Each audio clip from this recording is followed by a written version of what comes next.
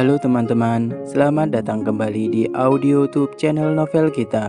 Sebelum kita lanjut ke novel ini, silahkan kalian subscribe terlebih dahulu channel ini, like, dan share kepada teman-teman kalian, agar Mimin lebih semangat upload episode selanjutnya. Kalau sudah, Mimin akan membacakan sebuah novel baru yang berjudul Cinta dan Dendam Bos Mafia di episode pertama. Selamat mendengarkan.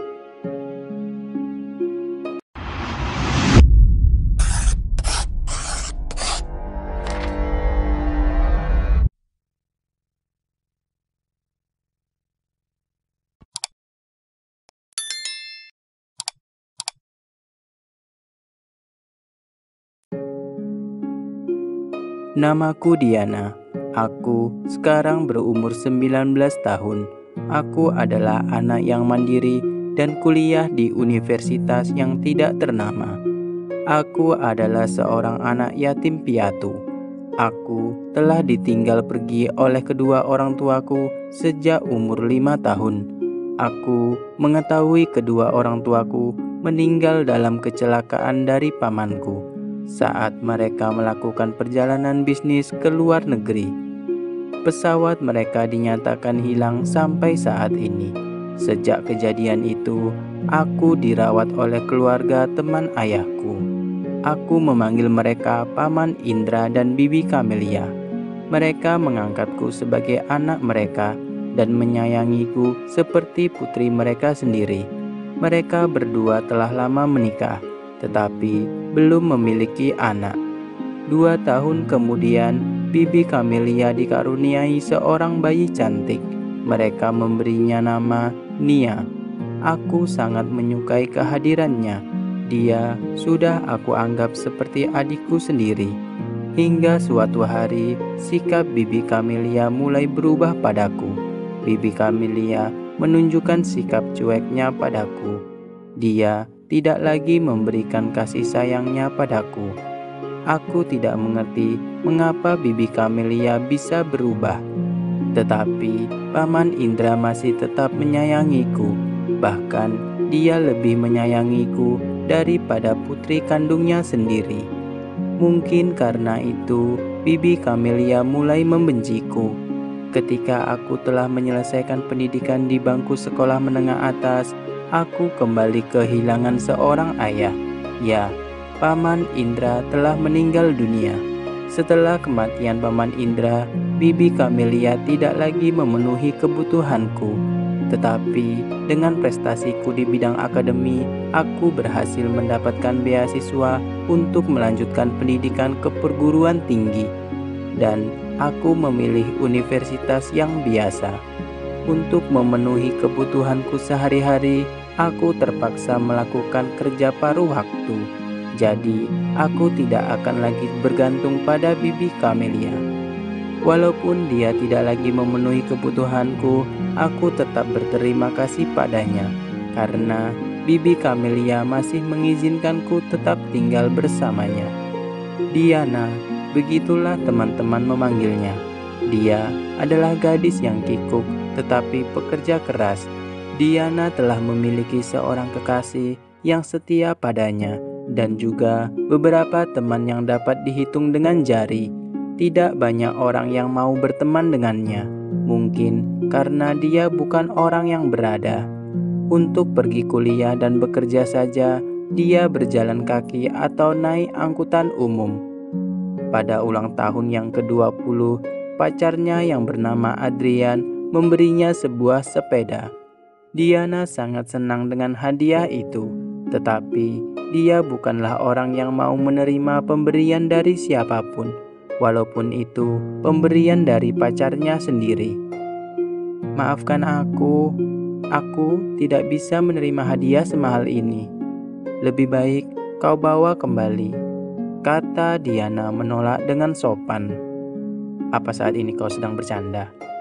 Ini hanya sebuah sepeda, dan harganya tidak semahal yang kau bayangkan.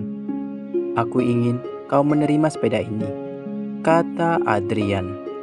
Sekali lagi, maafkan aku Adrian, aku tidak ingin berhutang budi pada siapapun. Jawab Diana kembali menolaknya. Baiklah, kalau begitu aku memberi sepeda ini tidak gratis. Kau bisa mencicilnya setiap bulan dari gaji yang kau dapatkan. Ucap Adrian memberi penawaran. Hanya dengan cara ini Diana akan mau menerima pemberiannya. Keesok harinya Diana dengan semangat pergi bekerja paruh waktunya. Dia mengendarai sepeda baru itu dengan senang. Dia tidak akan takut lagi untuk terlambat pergi kuliah atau bekerja. Saat Diana hendak menyeberang jalan, tiba-tiba ada sebuah mobil sedan berwarna hitam sedang melaju kencang.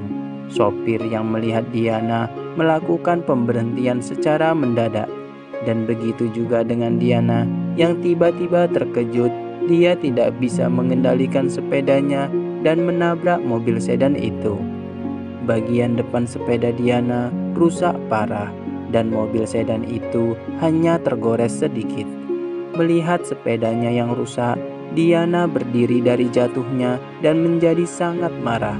Kemudian sopir mobil tersebut juga keluar untuk melihat keadaan mobilnya. Hei, kau, apa yang telah kau lakukan? Apa kau tidak bisa mengendarai sepeda? Lihat ini, kau telah merusak mobil ini. Ucap sopir itu marah pada Diana. Diana berjalan ke arah sopir itu dengan menahan rasa sakitnya. Apa? Mobil Anda rusak? Lihat ini sepedaku, hancur tidak bisa digunakan lagi. Aku tidak mau tahu. Sekarang, aku minta kau mengganti sepeda ini, kata Diana dengan nada tinggi. Sopir itu tidak kuat lagi menahan emosinya dan hendak menampar Diana. Hentikan, ucap seorang pria dari dalam mobil. Sopir itu berhenti. Dia seperti seekor anjing yang patuh pada tuannya.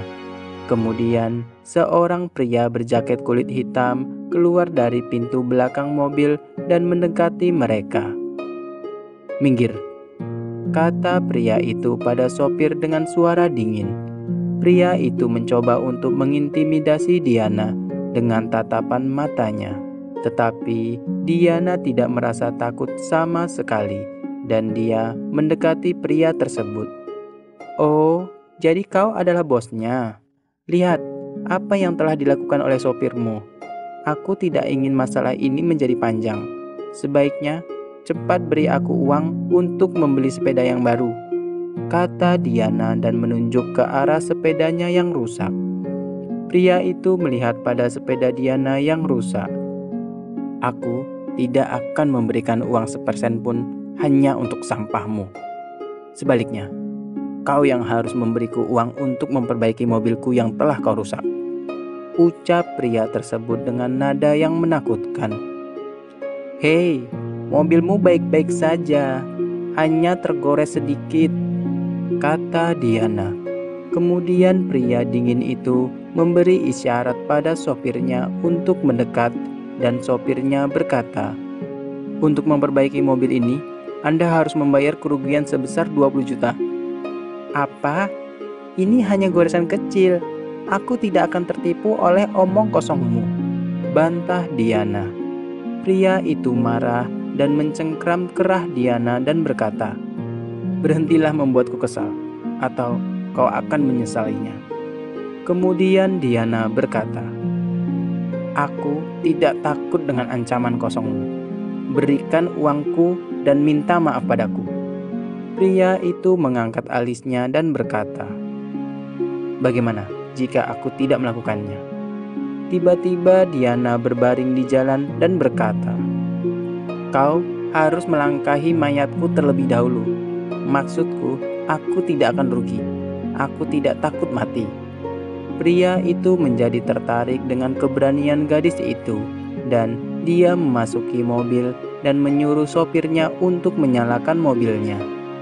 Diana menjadi takut, tetapi dia tidak bisa bangun karena dia tidak ingin merasa seperti pengecut. Dia menggigil ketakutan. Pria itu menyaksikan pemandangan dari dalam mobil dan memberikan senyum setan, dan mobil itu berputar balik. Diana merasa seperti orang bodoh dan kemudian dia menyadari bahwa dia sudah sangat terlambat untuk pekerjaannya. Diana kemudian mengambil sebongkah batu dan melemparkannya ke arah mobil untuk menunjukkan amarahnya dan berkata, "Hei, mau kemana kau brengsek?" Diana sangat kecewa karena dia kehilangan pekerjaan barunya karena terlambat dan dia merusak sepeda barunya. "Ah, ini hari terburuk dalam hidupku," gumam Diana dan dia pulang ke rumahnya. Kemudian Diana terkejut ketika dia melihat sebuah mobil Mercedes abu-abu terparkir di halaman depan rumahnya. Kemudian Diana melangkahkan kembali kakinya menuju pintu rumah dengan rasa penasaran yang memenuhi isi kepalanya. Bersambung. Halo, terima kasih ya sudah menyimak audio ini. Kita akan bertemu lagi di episode selanjutnya. Sampai jumpa. Bye.